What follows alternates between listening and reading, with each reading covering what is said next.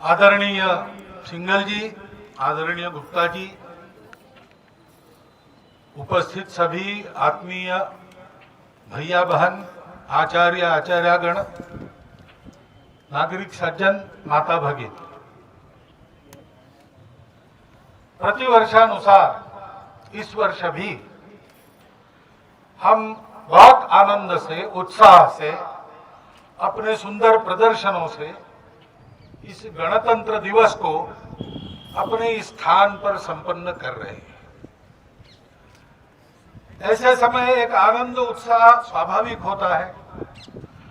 हम स्वतंत्र हो गए, इतना ही नहीं, स्वतंत्रता के बाद हमने अपने पथ को निश्चित किया, हम गणराज्य बने, उसका एक संविधान बना। वो नवंबर में संसद में सारी जनता के लिए समर्पित किया गया और 26 जनवरी गणराज्य दिवस से हम एक सार्वभौम गणसत्ता के रूप में दुनिया के नक्शे पर अपना जीवन चलाने लगे। ये पूरा 15 अगस्त 1947 के बाद 26 जनवरी 1950 तक का जो कालखंड है, उसको अगर हम स्मरण करते हैं तो स्पष्ट हो जाता है हमें क्या करना है। इन दोनों दिनों पर हमारी सार्वभौम प्रभुसत्ता का प्रतीक तिरंगा हम उत्साह, आनंद और अभिमान से फहराते हैं। उस तिरंगे में ही हमारा गंतव्य निहित है। हमको भारत को भारत के नाते दुनिया में बड़ा करना है और उस भारत के प्रकृति का परिचायक केसरिया रंग अपने राष्ट्रध्वज के मूर्धन्य स्थान पर विराजमान है।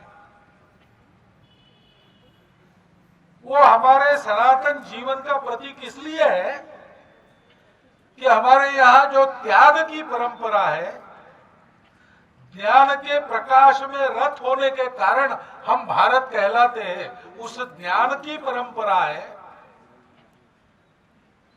और सतत कर्मशीलता का परिचायक, उगते हुए सूर्य के साथ जो रंग आता है, जो मनुष्य को जगकर अपने काम में सक्रिय होने की प्रेरणा देता है, ये ज्ञान, त्याग और कर्मशीलता का प्रतीक भगवा रंग है, केसरिया रंग है। हमारा संकल्प है कि शतकों की मोह निद्रा का तमस त्याग कर, पारतंत्र की श्रृंखलाएं तोड़कर एक गणराज्य के नाते हम अपने देश को ज्ञानवान लोगों का देश बनाएंगे, त्यागी लोगों का देश बनाएंगे और दुनिया के हित में सतत कर्मशील रहने वाले लोगों का देश बनाएंगे। ये लोग कोई दूसरे नहीं है, हम भारत के लोग हैं, हमको ऐसा बनना है। इसके साथ साथ ये सक्रियता, त्याग और ज्ञान व्यक्ति में रह सकता है, लेकिन उसकी कोई दिशा चाहिए। दिशा नहीं है तो ज्ञान घातक होता है, विद्या विवाद का कारण बनती है, शक्ति दुर्बलों को कष्ट देने का कारण बनती है और इसलिए उसकी दिशा निश्चित है। उसके लिए सर्वत्र पवित्रता का प्रतीक सफेद रंग, वो हमारे ध्वज में है, दूसरा रंग है। हमको अंतर्बाह्य शुचिता से युक्त बनना है और जो अंतर्बाह्य पवित्र है वो कभी दूसरों का भला बुरा नहीं चाहता है, भला ही करना चाहता है। उसके अंतःकरण में दूसरों के प्रति परायापन नहीं रहता। अयम निजः परो वेति गणनाम लघुचेतसा। अपवित्रता से लघु बुद्धि हो जाते हैं, मेरा तेरा ऐसा करते हैं।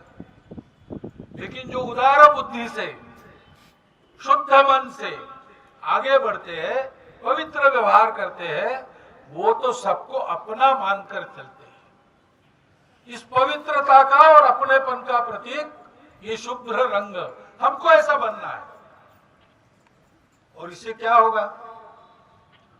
तो सर्वत्र समृद्धि आएगी। रोटी पकड़ा कपड़ा मकान स्वास्थ्य शिक्षा अतिथि सत्कार, किसी बात की किसी को कमी नहीं रहेगी। पर्यावरण का वैभव जिसका क्षरण हो रहा है वो वापस आ जाएगा। नदियां भरपूर बहती रहेगी। वृक्ष फल औषधियां अपने अपने उत्पाद से जीवन सृष्टि का समृद्ध करते रहेंगे। वर्षा जब चाहिए, जितनी चाहिए, जहां चाहिए, तब उतनी वहीं पर होगी, कम या ज्यादा नहीं होगी। जहां नहीं चाहिए वहां नहीं होगी, जब नहीं चाहिए तब नहीं होगी। कालो वर्षति पर्जन्याम पृथ्वीम सस्यशालिनीम, और उसके कारण देश में सर्वत्र क्षोभरहितता रहेगी, क्योंकि अभाव कुछ नहीं है। और जब ऐसा होता है तब स्वाभाविक मन की अमीरी का आना भी आसान होता है।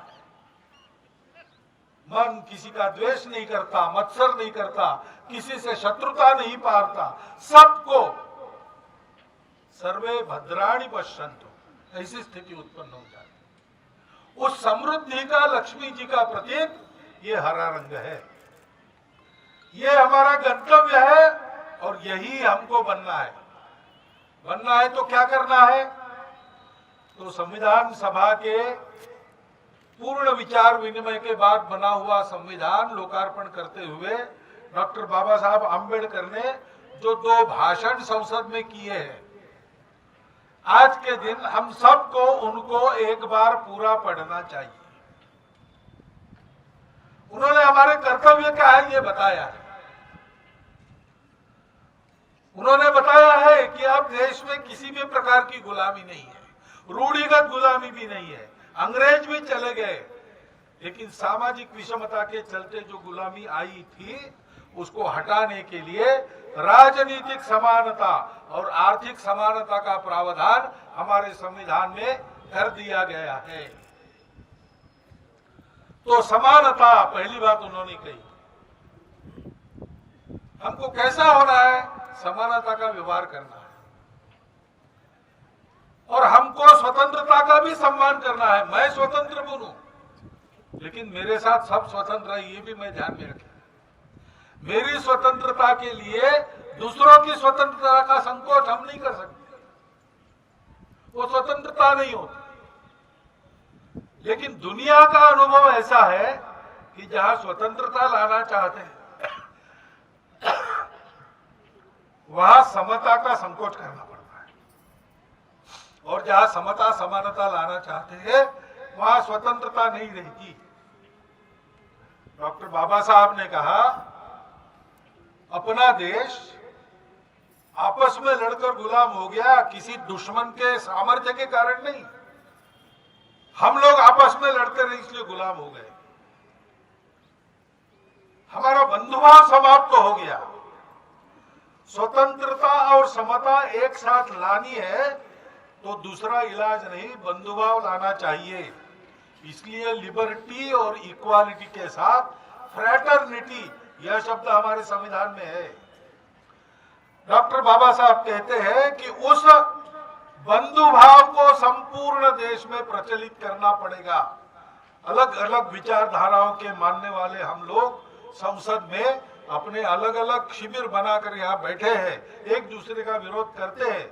यहाँ तो ठीक है, प्रजातांत्रिक प्रक्रिया में इसी में से संवाद बनता है, इसी में से सहमति निकलती है।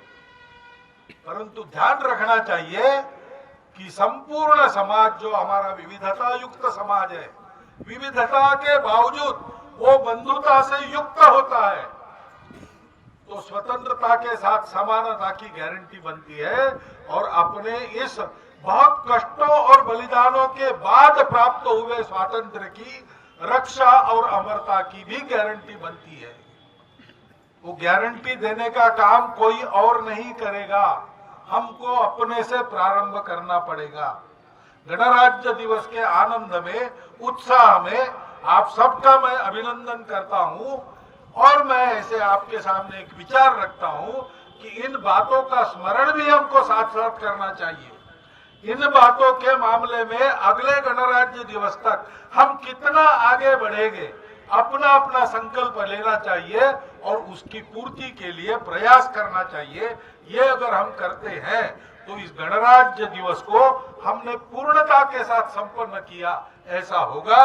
हर गणराज्य दिवस आपको उस समारोह की संपन्नता में इस पूर्णता का अनुभव कराए, ऐसी शुभकामना आपको देता हूं और मेरे शब्द समाप्त करता हूं।